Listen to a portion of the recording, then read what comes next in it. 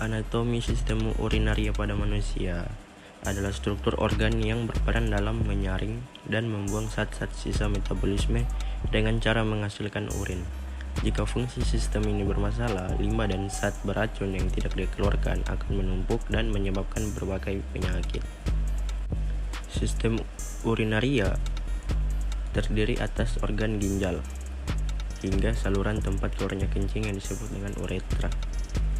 Jika satu atau beberapa organ tersebut mengalami masalah, proses pembentukan urin pun ikut terganggu. Berikut organ-organ sistem urinaria. Yang pertama, ginjal. Ginjal termasuk organ penting dalam sistem urinaria. Dua organ berbentuk kacang ukuran besar.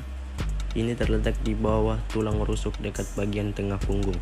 Adapun beberapa fungsi ginjal dalam menyaring zat sisa untuk menghasilkan urin, yaitu membuang limbah dan cairan berlebih dari tubuh, menyeimbangkan kadar air dan elektrolit di tubuh, melepas hormon yang mengontrol produksi sel darah merah, dan membantu menjaga kesehatan tulang dengan mengontrol kalsium dan fosfor.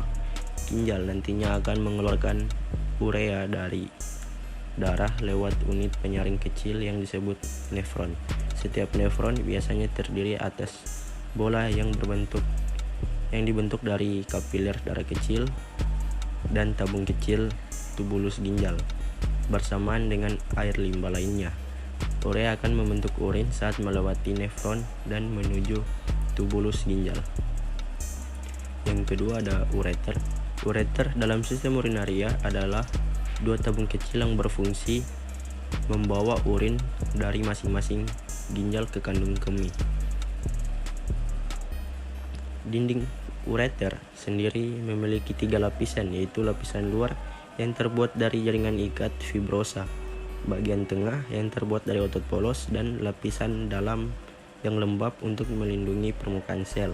Setiap 10-15 detik, urin dalam jumlah yang sedikit akan dialirkan dari ureter ke kandung kemih. Jika urin kembali naik atau tidak terhubung ke kandung kemih, sangat mungkin urin akan mengalir ke uretra, vagina, atau prostat. Hal ini tersebut bisa menyebabkan masalah kesehatan seperti penyakit ginjal maupun infeksi lainnya.